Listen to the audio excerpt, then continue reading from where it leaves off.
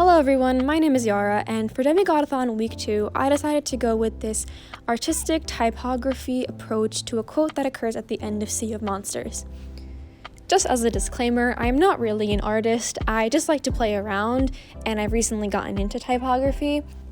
As you can see, I've already sketched out what this is going to be. It's a pretty detailed sketch. I don't usually go that detailed in a sketch, but this was actually a lot more challenging than I had anticipated. I was really trying to go for those Greek vibes and trying to figure out what fonts worked with each other and gave off that vibe was really difficult. I spent a lot of time on dafont.com. I'm still not quite sure if everything works out, but I'm pretty proud of the result that I made. I did use reference images for the Greek columns as well as the helmet silhouette, but otherwise the rest of this did come from my imagination. So I chose this quote because I think it applies to a lot of what this book stands for, as well as to a lot of what the series as a whole kind of talks about. So it occurs at the end after the main conflict has been quelled for now. It's generally a joyful time, but there's still a lot more that needs to be done, and the characters know that. And Percy kind of asks Chiron why he and all the other demigods, why do they have this responsibility of taking on the world?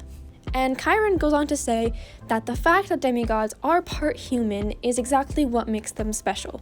In his words, he says, "You fight the battles humanity must fight every generation in order to stay human." And I like this section of the book because I think it can resonate with so many people. Definitely as a kid, I really loved the idea of putting myself in Percy's shoes and having that escapist fantasy of being a hero and having this power that only I could have. But even as a young adult, or I guess new adult I should say, I still resonate with this.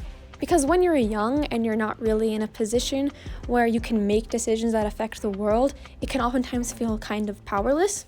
But in reality, there are fights that you can take part in that will contribute to the world. This series and other stories like this empower those who are seemingly powerless, and I just really enjoy that. This might be an unpopular opinion, but I actually enjoy Sea of Monsters more than I do The Lightning Thief. And I think it's because Sea of Monsters really starts to bring in that big picture narrative. We go on deeper emotional journeys with these characters, like the scene with the sirens, with Annabeth, with Clarice and her quest and her relationship with Ares, and the relationship between Hermes and Luke. There's also mention of the great prophecy in this book, and that pressure on Percy kind of looms over his shoulder the entire time, which I thought added a lot of depth to the story. And this is just the first instance of Rick Riordan raising the stakes and furthering these story arcs, because with each book he adds more and more, and I'm so excited to get to revisit that again. So that's all I have to say, so please enjoy the rest of this time lapse.